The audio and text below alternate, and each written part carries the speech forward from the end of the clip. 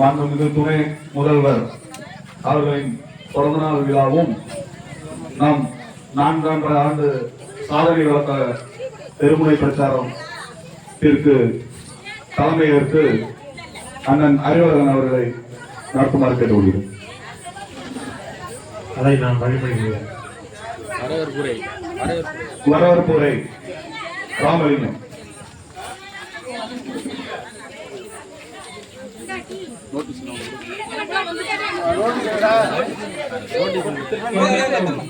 அனைவருக்கும்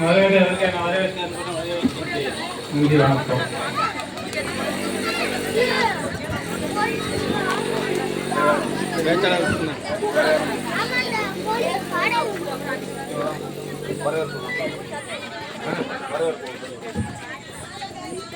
அரியலூர் வடக்கொன்றிய செயலாளர் அவர்கள்.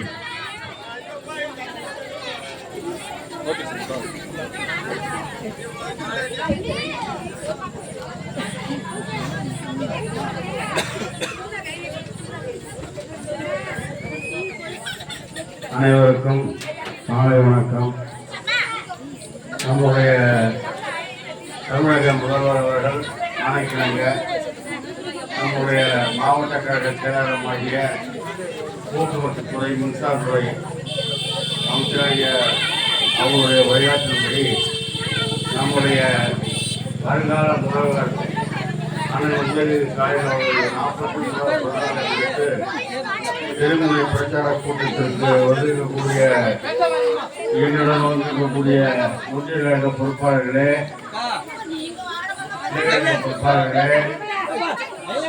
செயலாளர்களே, மகளிரை சேர்ந்தவர்களே, அனைவருக்கும் தலைமை கழக பேச்சாளர் தங்கை ஜோதி அவர்கள் விளக்கமாக எடுத்து உரையாற்றுவார். இப்பொழுது அவர் உரையாற்ற அழைக்கிறேன். நன்றி, வணக்கம்.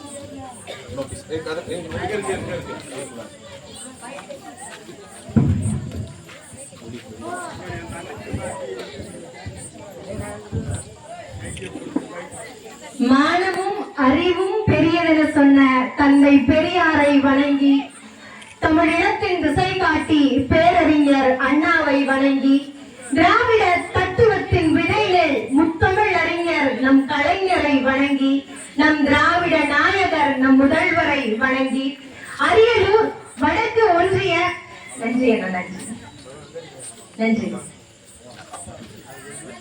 அரியலூர் வடக்கு ஒன்றிய திமுக சார்பில் திமுகவின் இளைஞரணி செயலாளர் நம் மாநிலத்தினுடைய துணை முதலமைச்சர் அண்ணன் உதயநிதி அவர்களுடைய பிறந்த நாள் விழாவை இந்த மாலை பொழுதுல பள்ளிக்கொற்ற வேளையில அழகாக ஏற்பாடு செய்திருக்கின்ற அரியலூர் வடக்கு ஒன்றிய செயலாளர், அறிவையும் அழகையும் தன் பெயரில் கொண்டவர், கம்பீரமாக நம் அனைவரின் அன்பிற்கும் சொந்தக்காரர் அண்ணன் அறிவழகன் அவர்களையும், வரவேற்புரை ஆற்றி அமர்ந்திருக்கின்ற கிளை செயலாளர் அண்ணன் ராமலிங்கம் அவர்களையும், முன்னிலை பொறுப்பேற்று அமர்ந்திருக்கின்ற ஒன்றிய துணை செயலாளர் அண்ணன் நெடுஞ்செழியன் அவர்களையும், மாவட்ட பிரதிநிதி அண்ணன் கந்தசுவாமி அவர்களையும், சிறப்புரை ஆற்றவிருந்த தமிழ்நாடு போக்குவரத்து மற்றும் மின்சாரத்துறை அமைச்சர், அரியலூர் மாவட்ட செயலாளர், இன்னைக்கு மட்டும் அரியலூர்ல கிட்டத்தட்ட 8 இடங்கள்ல கூட்டம் நடைபெற்றுக் கொண்டிருக்கிறது. மொத்தமா 120 கூட்டத்தை ஏற்பாடு செய்திருக்கிறாங்க. 120 கூட்டத்தை ஏற்பாடு செய்வது அப்படின்றது அந்த அளவிற்கு எளிமையான ஒரு நிகழ்வு கிடையாது.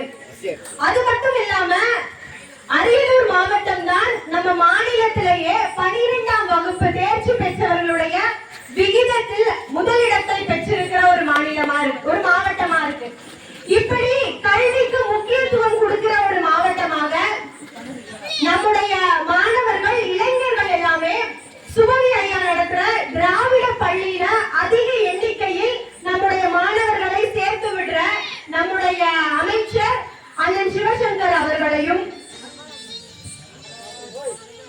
வழக்கறிஞர் ஒன்றிய மேற்பார்வையாளர் அண்ணன் முத்தமிழ் அண்ணன் அவர்களையும், என்ன பத்திரமா கூட்டிட்டு வந்த அண்ணன் ஆனந்த் அவர்களையும், மாவட்ட அணியின் பொறுப்பாளர் மாவட்ட சுற்றுச்சூழல் அணியின் துணை அமைப்பாளர் சந்திரகௌதம் அண்ணன் அவர்களையும் மற்றும் பட்டவெளி கிளையை சேர்ந்த தலைவர் வரதராஜன் அவர்களையும், துணை செயலாளர் அண்ணன் ராமலிங்கம் அவர்களையும், பொருளாளர் அண்ணன் வேலு அவர்களையும், பொருளாளர் அண்ணன் சுப்பிரமணியன் அவர்களையும், பிரதிநிதி செல்வராஜ் அவர்களையும், துணை பொருளாளர் செல்வி அவர்களையும், மாயகிருஷ்ணன் BLA 2 அவர்களையும், BDA உலகநாதன் அவர்களையும், குறிப்பாக மாயகிருஷ்ணன் அவர்களுக்கும் உலகநாதன் அண்ணன் அவர்களுக்கும் எங்களுடைய நன்றிகள். ஏன்னா இந்த எஸ்ஐஆர் நிகழ்வுல அவர்களுக்கு எந்த அளவுக்கு பிரஷரா இருக்கும்னு தெரியல. அந்த வேலையிலும் அவர்கள் சிறப்பா நம்ம திராவிட இயக்கத்திற்காக செயல்பட்டு கொண்டிருக்கிறார்கள். பொட்டவெளி வழக்கு கடையை சேர்ந்த தலைவர் மணிமாறன் அவர்களையும், பொருளாளர் அண்ணாதுரை அவர்களையும், பிரதிநிதி மணியண்ணன் அவர்களையும், துணை செயலாளர் துரைசாமி அவர்களையும், துணை செயலாளர் அஞ்சலி சிதம்பரம் அவர்களையும், கௌரவ தலைவர்கள் அண்ணன் பெரியசாமி அவர்களையும், இந்திரபாலு அவர்களையும், ரஞ்சித்தண்ணன் அவர்களையும், செல்வராஜன் அவர்களையும், ஒன்றிய பொறுப்பாளர்கள் பொன்னுசாமி அண்ணன் அவர்களையும், வனிதா அவர்களையும், ராஜா அண்ணன் அவர்களையும், இளைஞர் அணியை சார்ந்த அனைத்து உறுப்பினர்கள் வீரப்பன் அண்ணன் அவர்களையும், கலைவாணன் அவர்களையும், கௌதமன் கோவிந்தராஜ் அவர்களையும், கல்யாண சுந்தரம் அவர்களையும், முத்துக்குமரன் அண்ணன் அவர்களையும், வெள்ளூர் கிளை தெற்கு அணியை சார்ந்த அவை தலைவர் அமுதுமணி அண்ணன் அவர்களையும், PLA 2 கிளை செயலாளர் அண்ணன் கதிரேசன் அவர்களையும், பிரதிநிதி 1 அண்ணன் காமராஜ் அவர்களையும், செல்வி வைத்தியநாதன் பிரதிநிதி 2 அவர்களையும், துணை செயலாளர்களான இளங்கோவன் அவர்களையும், கோவிந்தராஜன் அவர்களையும், பொருளாளர் சங்கர் அவர்களையும், BDA பாலமுருகன் அண்ணன் அவர்களையும், கிளை செயலாளர் தர்மலிங்கம் அண்ணன் அவர்களையும், துணை செயலாளர் பொன்னுசாமி அவர்களையும், அவை தலைவர் கொளஞ்சி அவர்களையும், பிரதிநிதி இந்திரன் அவர்களையும், பொருளாளர் சுப்பிரமணியன் அவர்களையும், பிரதிநிதி செல்வராஜ் அவர்களையும், துணை செயலாளர் செல்வி அவர்களையும், மாயகிருஷ்ணன் BLA 2 அவர்களையும், உலகநாதன் BDA அவர்களையும் மற்றும் கிளை கழக நிர்வாகிகள், உறுப்பினர்கள், வாக்குச்சாவடி முகவர்கள், வாக்குச்சாவடி டிஜிட்டல் முகவர்கள், வாக்குச்சாவடி பணிக்குழு உறுப்பினர்கள், இளைஞர் அணியை சேர்ந்த அனைத்து நண்பர்களுக்கும் இறுதியா திருவள்ளுவரோட ஒரு குறள் இருக்கு. கூற்றுடன்று மேல் வரினும் கூடி எதிர் நிற்கும் ஆற்றல் அதுவே படை அப்படின்னு சொல்லுவாங்க. அப்படின்னா எமனே எதிர்க்க வந்து நின்னாலும் கூடி நின்று அவர்களை எதிர்க்கக்கூடிய பலம் பொருந்திய ஒரு படைதான் உண்மையான படை அப்படின்னு. இன்னைக்கு எமனாக பாஜக அரசு நம்ம முன்னு நின்றுட்டு இருக்காங்க. அவர்களோட சில கட்சிகள் இணைந்து நம்முடைய மண்மொழி மானத்தை அழிப்பதற்காக நின்றுட்டு இருக்காங்க.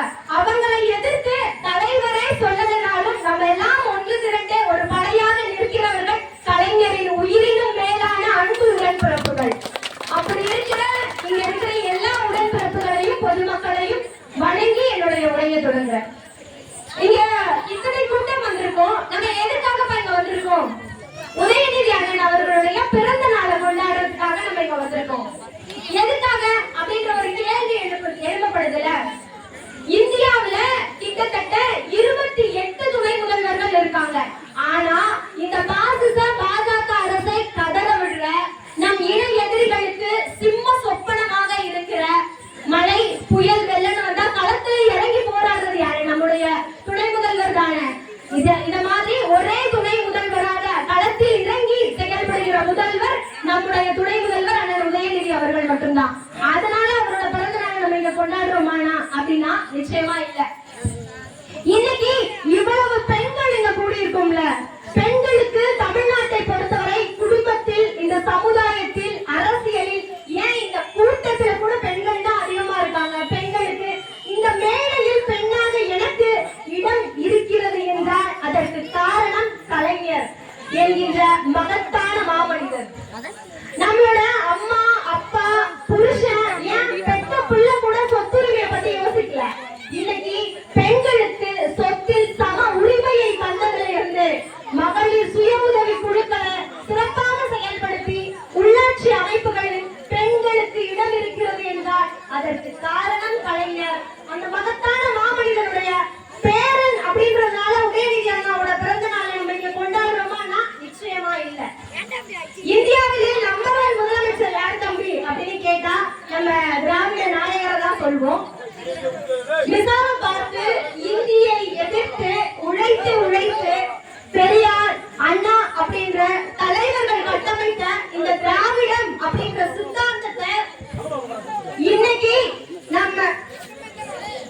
டேய் நீங்க ஏடா கத்துறீங்க? டீ குடிச்சிட்டீங்களா? டீ வாங்கிட்டீங்களா? வாங்கிட்டீங்களா இல்லையா? வாங்கிட்டு இந்த பக்கம் வரீங்களா? இப்படி திராவிடம் அப்படின்ற சித்தாந்தத்தை இன்னைக்கு தமிழ்நாட்டுல இருக்கிற ஒவ்வொருத்தர்கிட்டயும் இந்த குழந்தைகள் முதற்கொண்டு கொண்டு வந்து சேர்த்து இந்த 4.5 ஆண்டு கால ஆட்சியில அடுத்த 40 வருஷத்துக்கு தேவையான எல்லா வளர்ச்சி பணிகளையும் செய்திருக்கிற ஒரே முதல்வர் அப்படின்னா அது நம்முடைய திராவிட நாயகர் தான். அவருடைய பையன் அப்படின்றதுனால உதயண்ணாவோட பிறந்த நாளை நம்ம இங்க கொண்டாடுறோமா அப்படின்னா நிச்சயமா இல்லை. இன்னைக்கு எத்தனை இளைஞர்கள் இங்க இருக்கிறீங்க? இளைஞர்கள் வந்து நம்ம தமிழ்நாட்டினுடைய நம்ம குடும்பத்தினுடைய எதிர்காலம் அப்படின்றதுதான் நிதர்சனமான உண்மை. இப்போ இந்த இளைஞர்கள்லாம் இந்திய சூழல்ல எப்படி வழிநடத்தப்படுறாங்க அப்படின்றது இங்க இருக்கிற எல்லாருக்குமே ஒரு மிகப்பெரிய கேள்விக்குறியா இருக்கு. அண்ணா வேகமா தலையாட்டுறாரு. அந்த மாதிரி ஒரு பக்கம் ஒரே ஒரு மிஸ்டு கால் கொடுத்தா போதும், அந்த ஆர்எஸ்எஸ் பிஜேபி போன்ற கட்சியில சேர்த்துட்டாங்க. சேர்த்துட்டு அவங்க என்ன பண்றாங்க? மத கலவரம் பண்ணு, சாமி பேரை சொல்லி காசு வசூல் பண்ணு, நான் அனுப்புற வாட்ஸ்அப் மெசேஜ் எல்லாம் ஒரு 100 பேருக்கு அனுப்பி போய் வதந்திய பரப்பு அப்படின்னு இளைஞர்கள் தவறாக வழிநடத்தப்படுறாங்க. சரி, அது ஒரு பக்கம் தான் இந்த கதியா இருக்குன்னு பார்த்தா தமிழ்நாட்டுக்குள்ள எத்தனை கட்சி பேரை சொல்லணும்னு அவசியம் இல்ல, உங்க எல்லாருக்குமே தெரியும். ஒரு பக்கம் சாதி கயிறு கட்டிட்டு படிக்கிறதுக்குலாம் போவாத, நீ நம்மலாம் வீர பரம்பரை அப்படின்னு சொல்லிட்டு சுத்துற ஒரு கூட்டம். இன்னொரு பக்கம் இந்த பக்கம் வந்து பார்த்தா ஒரு முரட்டு பீஸ், நம் பணமரை ஏறி பொழப்ப நடத்திக்கோ, ஆடு மாடு மேய்ச்சி உயிர் வாழ்ந்துக்கோ, ஆமக்கறி என்ன ரசம் தெரியுமா தாத்தா, மான் ரசம் செஞ்சு சாப்பிடணுமா அப்படின்னு சொல்ற ஒரு முட்டா பீஸ் ஒரு பக்கம். இதுதான் இந்த கதைன்னு பார்த்தா இன்னொரு பக்கம் புதுசா வந்த அந்த பண்ணையார் ஒருத்தர் இருக்காரு. அவர் என்ன சொல்றாரு? கூட்டத்தை மட்டும் சேர்த்து பாரு, மக்களை இளைஞர்களை சேர்த்து நீங்க விசிலா அடிக்க தம்பி, ஆனா தலைவர்களை மட்டும் நான் வேற கட்சியில இருந்து கூட்டு வந்துடுறேன் அப்படின்னு ஒரு கட்சியை நடத்துறாரு. இந்த வடிவேல் செஞ்சு கவுண்டமணி சேர்த்து ஒரு எள்ளி கடை வைப்பாங்க. அந்த காமெடி பார்த்துருப்பீங்க. இந்த பக்கம் கவுண்டமணி கடை வச்சிருப்பாப்ல, அந்த சைடு வடிவேல் கடை வச்சிருப்பாப்ல, அந்த எள்ளியில கயிறை கட்டி இழுத்து அவரு இன்னொரு கடை போட்டுருவாப்ல. அந்த மாதிரிதான் கடையோட பேர் தான் வேற, உள்ள இருக்க இளநீ எல்லாம் ஒண்ணுதான். அது மாதிரி கட்சி பேர் தான் தாவேகா, அதிமுக, உள்ள இருக்க இளநீ எல்லாம் ஒண்ணுதான். இந்த மாதிரி இளைஞர்கள் வந்து தவறாக வழிநடத்தப்பட்டு கொண்டிருக்கிற இந்த சூழல்ல தான் நம்முடைய உதயநிதி அண்ணன் அவர்கள் இளைஞரணியின் செயலாளராக பொறுப்பேற்கிறார். பொறுப்பேற்ற உடனே பயிற்சி பாசறையை தொடங்குறார். யோசிச்சு பாருங்க, இளைஞர்களுக்கு பயிற்சி கொடுக்கணும், அவர்களை அரசியல் படுத்தணும்னு பயிற்சி பாசறையை தொடங்குறாரு. மழை புயல் வெள்ளம் நடந்த போது யாரு களத்துல இறங்கி போறாங்க? நம்ம திமுக இளைஞர்கள். இன்னைக்கு உங்க வீட்டுல திமுகவை சேர்ந்த ஒரு இளைஞர்கள் இருக்காங்க அப்படின்னா நிச்சயமாவே அக்கா உங்க குடும்பம் ஆசீர்வதிக்கப்பட்ட குடும்பம்னு நீங்க நினைச்சுக்கோங்க. ஏன்னா அந்த இளைஞர்கள் நம்முடைய குடும்பத்தை அறிவை நோக்கி, முன்னேற்றத்தை நோக்கி, கல்வியை நோக்கி உண்மையான அன்பை ஆதரிக்கிற இளைஞர்களா இருப்பாங்க. இந்த மரத்துல ஏறி இளநீ சாப்பிடுற இளைஞர்களா நம்ம இளைஞர்கள் இருக்க மாட்டாங்க. இந்த மாதிரி அவர்கள் சாதி மதம் இனம் எல்லாத்தையும் கடந்து மக்களுக்கு தொண்டு செய்யணும் அப்படின்ற அறத்தை அவர்களுக்கு போதித்து அவர்களை சரியான முறையில் வழிநடத்துகின்ற இளைஞரணி செயலாளராக அண்ணன் உதயநிதி இன்றைய இளைஞர்களுடைய அறிவார்ந்த இளைஞர்களுடைய அசலான தலைவனாக நம் அண்ணன் உதயநிதி அவர்கள் இருக்கிற ஒரே காரணத்துக்காக தான் அவரோட பிறந்த நாளை நமக்கு கொண்டாடி இருக்கோம். இப்ப நான் சென்னையில இருந்து வந்திருக்கேன் நான் இங்க பேசுறதுக்காக. இது மாதிரி வேற வேற மாவட்டத்துல இருந்து பேச்சாளர்கள் கூப்பிட்டு வந்திருக்காங்க. இப்ப நான் சென்னையில இருந்து இங்க வரேன்ல, அந்த பயணம் எனக்கு ரொம்ப எளிமையா தான் இருந்துச்சு. இதோ இங்க தாத்தாக்கெல்லாம் தான் தெரியும், முன்னாடி எப்படி தாத்தா இருந்துச்சு பயணம்ன்றது. ஒரு பேருந்துல என்ன பட்டி, ஒரு பேருந்துல எல்லாரும் ஏறிட முடியுமா? முடியாதுல. அந்த பேருந்தினுடைய டிக்கெட்ல பள்ளர்கள் பறையர்கள் இந்த பேருந்தில் ஏறுவதற்கு அனுமதி இல்லை என்று இதே தமிழ்நாட்டில் அச்சடிக்கப்பட்டு வெளியிட்டிருந்தது. அப்படி அந்த பேருந்துல யார் ஏறணும் ஏறக்கூடாதுன்றத அந்த பேருந்தினுடைய முதலாளியோ இல்ல அந்த பேருந்து ஓட்டுநரோ தான் நிர்ணயிச்சுட்டு இருந்தாங்க. ஆனா இதையெல்லாம் தொலைதூர பேருந்துகளை எல்லாம் நாட்டுடைமையாக்கி நம் பேரறிஞர் அண்ணா அவர்கள் ஒரு பேருந்துல டிக்கெட்டை மட்டும் எடுத்தா போதும், பண்ணையாரா இருந்தாங்க பணமர ஏறவரா இருந்தாங்க, பக்கத்து இருக்கைகளை பகிர்ந்து கொள்ள முடிகிறது அப்படின்ற ஒரு சமத்துவத்தை உண்டாக்குனாரு. சரிதானாக்கா? இன்னைக்கு நம்ம பேருந்து ஒருவேளை அந்த அக்கா நல்லா தலையாட்டுறாங்க, இந்த அக்கா ஒரு பஸ் ஸ்டாப்ல நிக்கிறாங்க,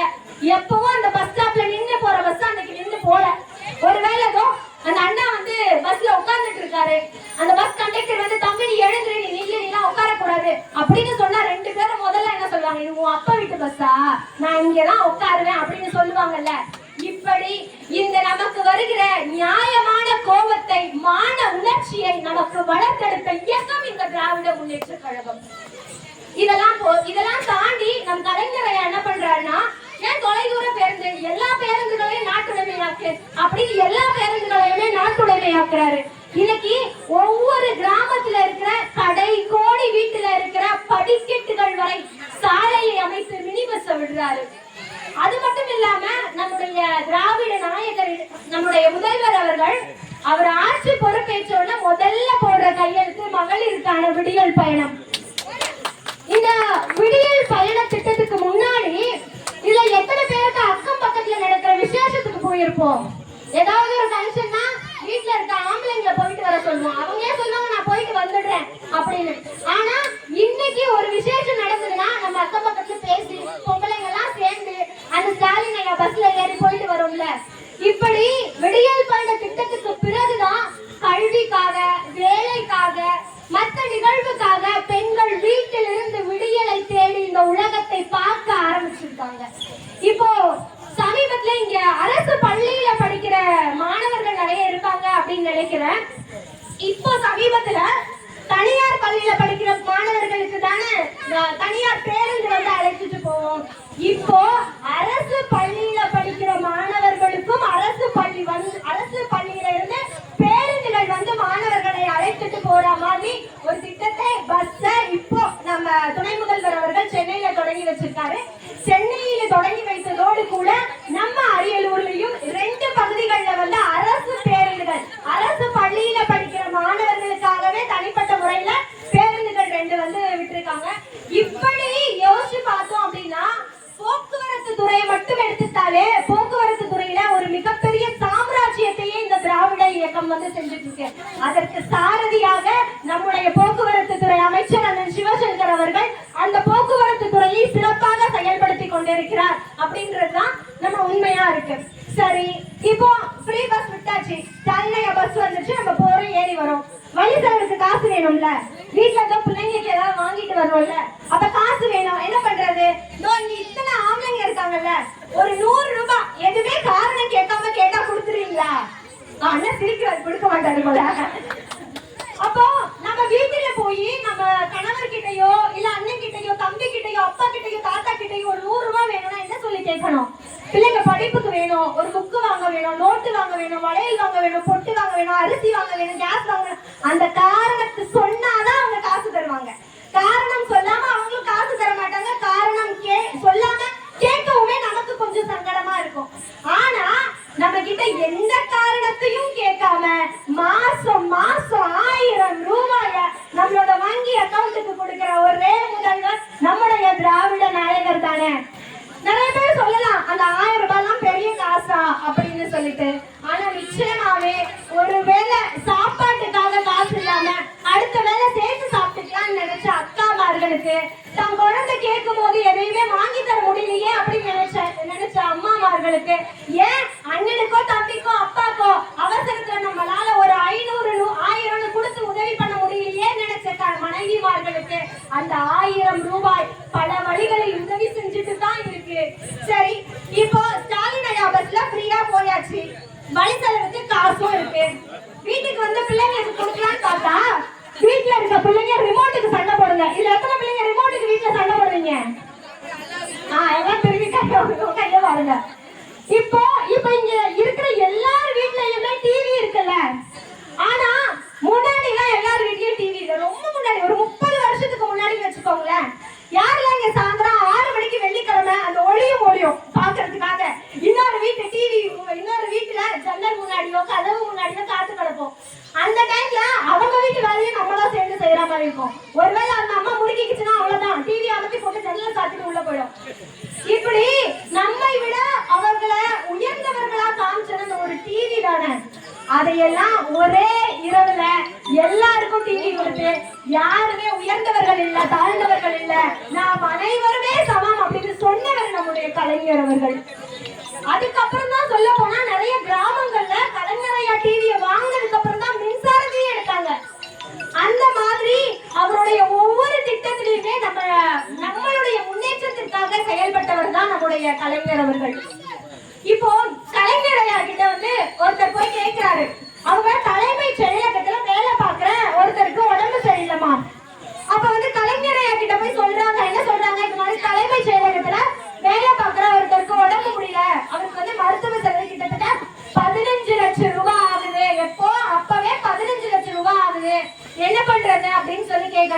கலைஞரை ஆலோசிச்சு அந்த மருத்துவ செலவுக்கான ஒரு அமௌண்ட்டை வந்து கொடுக்குறாங்க.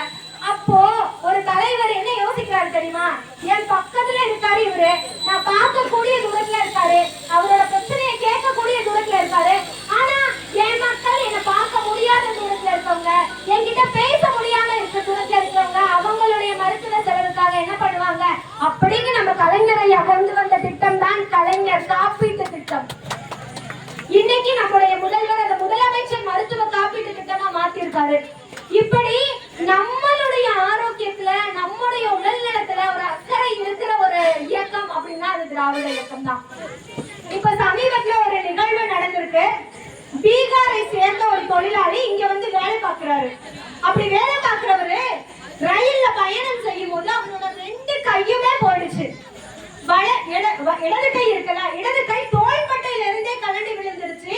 வலது கை தோள்பட்டைக்கு கீழே ஃபுல்லா நஞ்சிருச்சு. இப்படி இருக்கிற சூழல்ல அந்த தொழிலாளிய சென்னையில இருக்கிற அரசு மருத்துவமனையில அனுமதிக்கிறாங்க.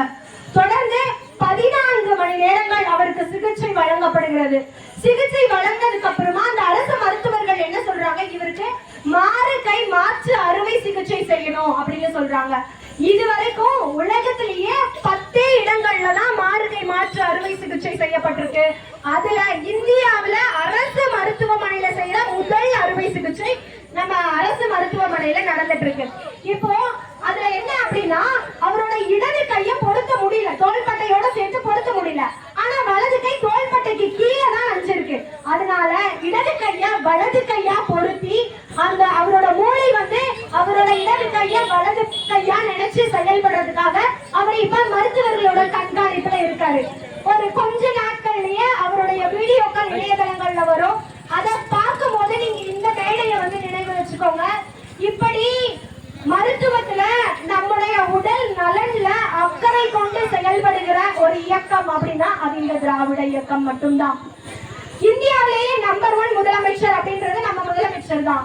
எதுலாம் நம்ம தமிழ்நாடு நம்பர் 1ல இருக்கு அப்படின்னா கல்வி, பொருளாதாரம், பொது சுகாதாரம், மருத்துவம், பெண்கள் முன்னேற்றம், பெண்கள் அதிகப்படியா வேலைக்கு போறவங்களோட எண்ணிக்கை, இப்படின்னு நான் வந்து சொல்லிட்டே போவேன். இதோடு கூடவே ஒரு சின்ன தகவலை இந்த கூட்டத்துக்கு முன்னாடி சொல்லணும்னு நான் ஆசைப்படுறேன். உடல் உறுப்பு தானம் செய்பவர்களுடைய எண்ணிக்கையிலும் தமிழ்நாடு தான் முதலிடம். அப்படி உடல் உறுப்பு தானம் செய்யப்பட்டவர்களால இன்னைக்கு ஆயிரக்கணக்கான மக்கள் நம்ம கூட நம்மளோட சேர்ந்து வாழ்ந்துட்டு இருக்காங்க. அப்படி உடல் உறுப்பு தானம் செய்பவர்களுக்கு அரசு மரியாதை வழங்கப்படும் என்று அறிவித்த ஒரே தலைவர் நம்முடைய முதல்வர் மு.க. ஸ்டாலின் அவர்கள்.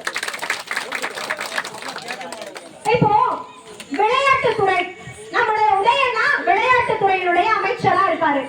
இதுக்கு முன்னாடி விளையாட்டுத்துறையில அமைச்சரா யாருன்னா இருந்தா அப்படின்னு கேட்டா நமக்கு தெரியுமா? தெரியாது. விளையாட்டுத்துறையில ஒரு துறை இருந்துதான்றதே நமக்கு தெரியாது. ஆனா இன்னைக்கு விளையாட்டுத்துறை வந்து இளைஞர்கள் மத்தியில நம்ம மத்தியில ஒரு நல்ல வரவேற்பை பெற்றிருக்கு அப்படின்னா அதற்கு காரணம் நம்முடைய அண்ணன் உதயநிதி அவர்கள் தான். இப்போ போக்குவரத்து துறையா இருந்தா இந்த ஒரு வருஷம் ஒரு 10 பஸ் விடுறோம் அப்படின்னு அவங்க சொல்லிட முடியும்.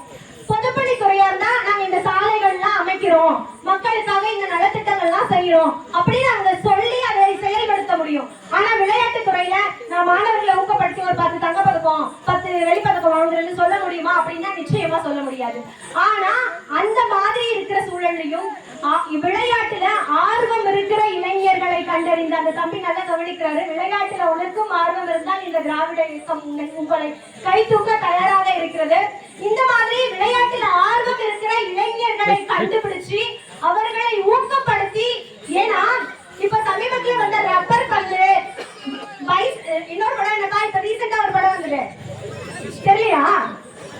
யாரும் சொல்லுங்க. விளையாட்டு மையமா வச்சு வந்த படம் பைசன். இந்த மாதிரி படங்கள் எல்லாமே யோசிச்சு பாருங்க. கல்வியை தாண்டி காதலை தாண்டி இந்த சமூகத்துல சாதி மதத்தை வேறெடுக்கக்கூடிய இன்னொரு ஆயுதம் தான் அது விளையாட்டு தான். அப்படி விளையாட்டுல ஊக்கப்படுத்தி விளையாட்டில் வந்து ஒரு நல்ல நிலைமைக்கு நம்மளுடைய தமிழ்நாட்டை கொண்டு வந்திருக்காரு அப்படின்னா நம்முடைய சூரிய பந்து தான் நம்முடைய இளம் தலைவர் உதயநிதி அண்ணன் அவர்கள். இப்போ ஆக்சுவலா நம்ம இங்க எல்லாம் பேசுறதுக்காக இங்க வந்து வந்திருக்கோம். ஏன்னா திராவிட முன்னேற்ற கழகம் எல்லாமே பேசி பேசியே வளர்ந்த இயக்கம் அப்படின்னு சொல்லுவாங்க. ஆனா அரசியல் நாகரிகம் கருதி நாம் பேசாம விட்டதுனால இழந்த இழப்புகளும் அதிகம். இதையெல்லாம் உடைக்கிறதுக்காக அண்ணன் உதயநிதி அவர்கள் அவரோட பிரச்சாரத்தை ரொம்ப எளிமையா கையாள்றார். உதாரணத்துக்கு தவழ்ந்துட்டே போய் ஒருத்தர் கட்சியை பிடிச்சாரு மிஸ்டர் எடப்பாடி அவர்கள். அந்த மாதிரி தவழ்ந்துட்டே போய் கட்சியை பிடித்த அவலத்தை எல்லாம் இன்னைக்கு பட்டி தொட்டி எல்லாம் அவருடைய பேச்சால் பரப்பி இருக்கிறார். ஒரே ஒரு செங்கலை தூக்கி பாசிச கூட்டத்திற்கு பொங்கல் வச்சதா இருக்கட்டும், ஒரு முட்டையை காமிச்சு நீட்டுக்கு எதிராக அவருடைய போராட்டத்தை காமிச்சதா இருக்கட்டும். இன்னைக்கு அக்கா வீட்டுல நமக்கு வரவு செலவு பாக்குறோம், நமக்கு தெரியும் எவ்வளவு வருது எவ்வளவு போகுதுன்னு. ஆனா மல்லிகைக்கு எவ்வளவு செலவு பண்றோம், மருத்துவத்துக்கு எவ்வளவு செலவு பண்றோம், படிப்புக்கு எவ்வளவு செலவு பண்றோம்னு கேட்டா நமக்கு தெரியாது. கரெக்ட் தானே? ஆனா நம்ம கொடுக்கிற ₹1 வரி பணத்துல வெறும் 29 பைசா மட்டும்தான் நமக்கு திரும்ப வருது அப்படின்றத இன்னைக்கு தமிழ்நாட்டுல இருக்கிற ஒவ்வொருத்தர்கிட்டையும் கொண்டு போய் சேர்த்தவர் நம்முடைய இளந்தலைவர் அவர்கள். இப்படி அவருடைய எளிமையான பேச்சினால 2 நாடாளுமன்ற தேர்தல், ஒரு சட்டமன்ற தேர்தலை வென்று நம் அனைவரினுடைய அன்பை பெற்றிருக்கிறார் நம்முடைய இளந்தலைவர் அவர்கள். இப்படி அவரு செஞ்சது நமக்காக இந்த திராவிட இயக்கங்கள் கொண்டு வந்ததை நம்ம சொல்லிட்டே இருக்கலாம். ஒரு குட்டி ஸ்டோரி சொல்றேன். அவங்க மாதிரி சும்மா சொல்ற ஸ்டோரி இல்ல, கொள்கைக்கான ஸ்டோரி. ஒரு பறவை வந்து உணவுக்காக இனப்பெருக்கத்துக்காக கண்டம் விட்டு கண்டம் பறக்கும். அப்படி கண்டம் விட்டு கண்டம் பறக்கிறதுனா என்ன? பல கடல் எல்லாம் நடுவுல தாண்டி பறக்க வேண்டியது இருக்கும். சரியா தம்பி? அப்படி கடலை தாண்டி பறக்கும் போது உனக்கு கொஞ்சம் தூரம் நடந்தா கால் வலிக்கும்ல, வலிக்குமா வலிக்காதா? ஆனா அந்த பறவை ஒரு கடலை தாண்டி பறக்கும் போது அதுக்கு காலோ சிறகோ வலிச்சா என்ன பண்ணும்? அது தன்னுடைய பயணத்தை தொடங்கும் போதே ஒரு சிறிய மரக்குச்சியை வாயில் கவ்விக்கொண்டு பறக்க ஆரம்பிக்கும். அதுக்கு காலோ சிறகோ வலிச்சா அந்த கடல்ல அந்த குச்சியை போட்டு அதுக்கு மேல கொஞ்ச நேரம் நின்று இளைப்பாரி கொண்டு மீண்டும் தன்னுடைய பயணத்தை தொடங்கும். அதுபோல்தான் இந்த திராவிட இயக்கமும் கொள்கை என்கின்ற மரக்குச்சியை விடாமல் பிடித்துக் கொண்டு பறந்து கொண்டிருக்கிறது. இன்னைக்கு கொள்கை இருக்கிற வேற எந்த கட்சியை நம்மளால சொல்லிட முடியும்? கொள்கைனா என்னன்னே தெரியாத ஒரு தலைவர், அடிமைகளா இருக்கிற இன்னொரு தலைவர். பாவம் எம்ஜிஆர் ஜெயலலிதா அம்மா இருந்தா இன்னைக்கு கண்ணில் ரத்த கண்ணீரை விடுவாங்க. அந்த மாதிரி ஒரு அடிமைகளா மாத்தி வச்சிருக்கிற ஒரு கட்சி, கொள்கைலாம் எதுக்கு அப்படின்னு சொல்ற இன்னொரு கட்சி. இப்படி இருக்கிற சூழல்லையும் ஏன் வந்து அந்த கட்சிகள்லாம் போய் நின்று முன்னாடி ஒரு 10 மைக்க வச்சுட்டு முதல்ல சொல்ற வார்த்தை என்ன தெரியுமா? திமுகவை அழிச்சிருவேன், திமுகவை ஒழிச்சிருவேன், திமுக தான் என்னோட எதிரி அப்படின்னு சொல்றாங்க. அப்படி அவர்களுக்கு திமுகவை எதிரி அப்படின்னு சொல்றதுக்கு காரணம் என்ன அப்படின்றத நம்ம யோசிச்சு பார்க்க வேண்டியது இருக்குல்ல. ஒண்ணும் இல்ல, என்னன்னா இன்னைக்கு கூட ஆனா திமுக யாரை எதிரின்னு சொல்லுது? நம்மள அடிமைப்படுத்த நினைக்கிற 2000 ஆண்டு கால ஆதிக்கத்தை தான் எதிரின்னு சொல்லுதே தவிர ஒரு தனிப்பட்ட கட்சியையோ அந்த கட்சி தலைவரையோ ஒரு தனி நபரையோ நம்ம எதிரின்னு சொல்லல. ஒரு சின்ன பாடல் வரிகள் இருக்கு. பாவம் என்ற கல்லறைக்கு பழவழி என்றும் தர்மதேவன் கோவிலுக்கு ஒரு வழி. இங்க அதிகாரம் செய்து ஆட்சி நடத்த பிழைக்க எத்தனையோ கட்சிகள் தோன்றலாம். ஆனால் அந்த ஆதிக்கத்தை எல்லாம் உடைத்து மக்களை காத்து நிற்கும் ஒரே கட்சி அப்படின்னா நம்ம திமுக மட்டும்தான். இப்போ நீட்டுன்னு ஒண்ணு கொண்டு வந்திருக்காங்க. நம்ம மாணவர்கள், அதுவும் குறிப்பா கிராமப்புறத்துல இருக்கிற மாணவர்கள் மருத்துவ கனவோட நம்ம சாதிச்சு. இன்னைக்கு ஒரு நிகழ்வு, நாங்க அரியலூர்ல தங்கியிருந்தோம். அரியலூர்ல இருந்து கங்கை கொண்ட சோழபுரத்தை போய் பார்த்துட்டு வரணும் அப்படின்றதுக்காக காலையில நாங்க கங்கை கொண்ட சோழபுரத்துக்கு ஒரு பஸ்ல போயிருந்தோம். நம்ம மகளிர் விடியல் பயணத்துலதான். அப்போ பின்னாடி இருந்த ஒரு அக்கா, எப்படியோ என் பிள்ளைய நான் படிக்க வச்சுட்டேன். அந்த அக்கா வந்து வேலைக்கு போயிட்டு வராங்கன்னு நினைக்கிறேன். அவங்க திருமணம் ஆனதுக்கு அப்புறமா படிச்சு டீச்சர் ட்ரைனிங் முடிச்சிருக்காங்க. அவங்க மாமனார் மாமியாரோட துணையோட படிச்சு முடிச்சுட்டு இன்னைக்கு நான் நல்லபடியா ஒரு வேலை பாக்குறேன். என் பிள்ளைய கஷ்டப்பட்டாவது படிக்க வச்சுட்டேன், என் பிள்ளை எப்படியாவது இதுக்கப்புறம் பொழைச்சுக்கும் அப்படின்னு சொன்னாங்க. இப்போ உதாரணத்துக்கு இங்க ஒரு பிள்ளை வந்து நான் படிக்கணும்னு நினைக்கிறேன் ஆனா என்கிட்ட காசு இல்ல அப்படின்னு சொன்னா இங்க இருக்கிற எல்லாருமே படிப்பு தான் தம்பி முக்கியம், எப்படியாவது படிச்சிரு, நான் உதவி பண்றேன்னு சொல்லுவோம்ல. இப்படி கல்வியின் முக்கியத்துவத்தை உணர்ந்த சமூகமாக இந்த தமிழ் சமூகத்தை மாற்றிய இயக்கம் இந்த திராவிட இயக்கம் தான். அதை இந்த இடத்துல சொல்றது உள்ளபடியே எனக்கு மகிழ்ச்சியா இருக்கு. இப்படி இருக்கும் போது இந்த பிள்ளைங்க எப்படியும் படிச்சு முன்னேறிடக்கூடாது, எப்படியாவது படிச்சிருவாங்க, படிப்பு தான் நம்மை உயர்த்தும் அப்படின்றத உணர்ந்த கூட்டம் இது. அதுக்காக நீட்டுன்னு ஒண்ணு கொண்டு வந்தாங்க. நம்ம பிள்ளைங்க எல்லாம் மருத்துவ படிப்பை படிச்சிடவே கூடாது அப்படின்றதுக்காக. அத ஒரு பக்கம் நம்ம சட்டப்படியா எதிர்த்துட்டே இருக்கோம். இப்போ எஸ்ஐஆர்னு ஒண்ணு கொண்டு வந்து குறிப்பா மகளிரோட ஓட்டை வந்து அவங்க வந்து அதுல இருந்து எப்படியாவது விட்டுணும் அப்படி. ஏன்னா மகளிர்கள் அப்படின்றது நமக்கான நன்றி கடனை நம்ம கண்டிப்பா செலுத்துவோம் இந்த இயக்கத்துக்காக. அப்படின்றதுனால இவர்களோட ஓட்டை வந்து நம்ம வரவிடாம பண்ணிடணும். ஏன்னா நம்ம எல்லாம் காட்டு வேலைக்கு போறவங்க, பக்கத்துல இருக்க தொழிற்பேட்டைக்கு வேலைக்கு போறவங்க, அப்படி இருக்கும்போது அந்த படிவத்தை ஃபில் பண்ணி கொடுக்க மாட்டோம். ஏன்னா ஒரு படிவத்தை ஃபில் பண்றதுக்கு நமக்கு இன்னொருவரோட துணை கண்டிப்பா தேவைப்படுகிறது. இப்படி இருக்கும்போது நம்ம வந்து ஒரு பக்கம் சட்டப்படியாக இதெல்லாம் வந்து இருக்கக்கூடாதுன்றதுக்காக போராட்டத்தை நடத்திட்டே தான் இருக்கோம். ஆனா இன்னொரு பக்கம் களத்துல இறங்கி வேலை பார்க்கறது யாரு? திமுக காரன் தான். களத்துல இறங்கி மாணவிகளுக்கான நீட் பயிற்சியும் நம்ம ஒரு பக்கம் கொடுத்துட்டு இருக்கோம். ஒரு பக்கம் எஸ்ஐஆருக்கு பிஎல்ஏ அக்காங்க இருக்காங்க, பிடிஏ அக்காங்க இருக்காங்க. இவங்க எல்லாம் ஒரு பக்கம் பயிற்சி கொடுத்து அவர்கள் வந்து சிறப்பா செயல்படுறதுக்கும் நம்ம இயக்கம் வந்து ஒரு பக்கம் சட்ட போராட்டங்களை நடத்தினாலும் ஒரு பக்கம் அதற்கான களத்துல இறங்கி போராடுற இயக்கமா நம்ம திமுக இருந்துட்டு தான் இருக்கு.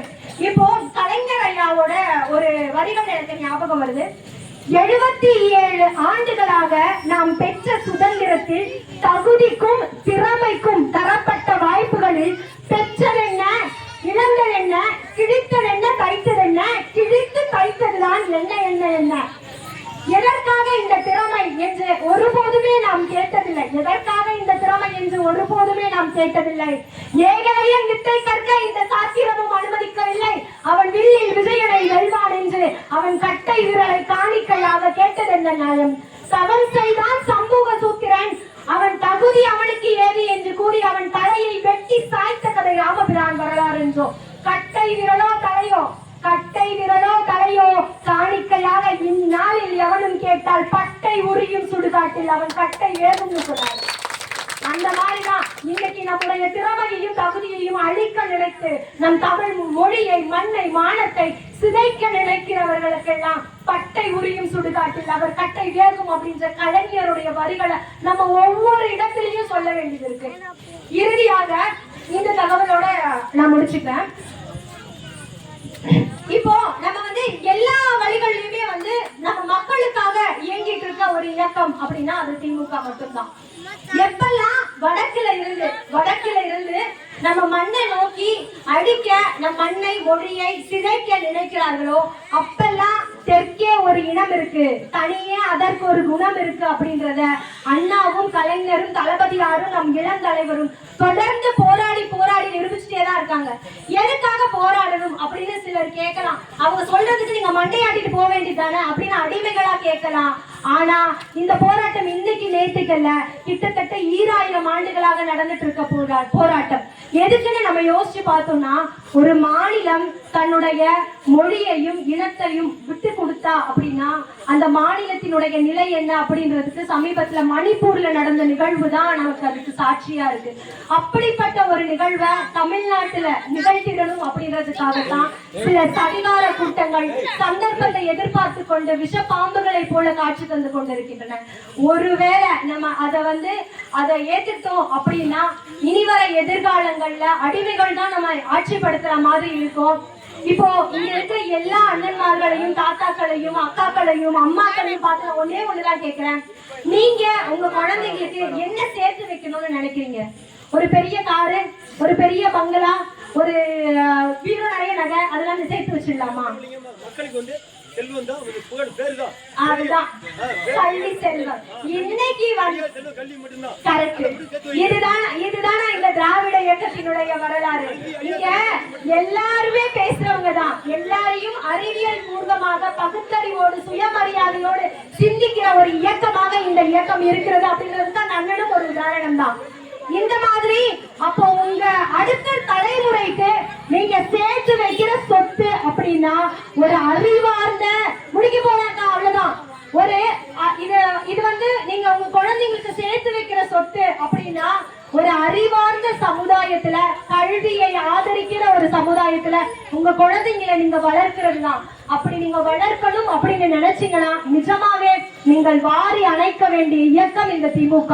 2026 நீங்க இந்த இயக்கத்தை கை தூக்கி மேலேற்றும் போதுதான், இரண்டாவது முறையாக இந்த இயக்கத்தை வெற்றி பெற செய்தால்தான் உங்களுடைய குழந்தைகள், இன்றைய இளைஞர்கள், நம்முடைய தலைமுறை ஒரு அறிவார்ந்த கல்வியில் முன்னேறிய ஒரு சமூகமாக வளரும் அப்படின்றதுதான். தமிழ்நாடு போராடும், தமிழ்நாடு வெல்லும், வெல்வோம் 200 படைப்போம் வரலாறு.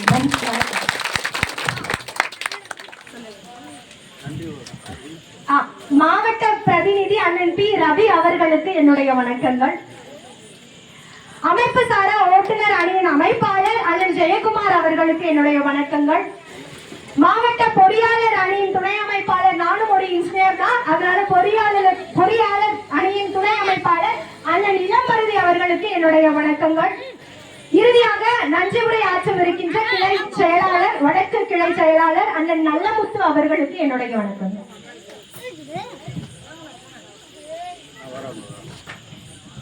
நன்றி உரை அண்ணன் கிளை செயலாளர் நல்லமுத்து அவர்கள். அனைவருக்கும் மாலை வணக்கம். ஒற்றவெளி கிளை கழகம், அரியலூர் வடக்கு ஒன்றியம். எங்கள் கிளைக்கு வருகை புரிந்த ஒன்றிய தலைமை கழக பேச்சாளர் மரியாதைக்குரிய சகோதரி பேர் சொன்ன குற்றமாளிகை சகோதரர்களுக்கு மனமார்ந்த நன்றியை தெரிவித்துக் கொள்கிறோம். மற்றும் உங்கள் வருகை அனைவருக்கும் நன்றி கூறி நன்றி.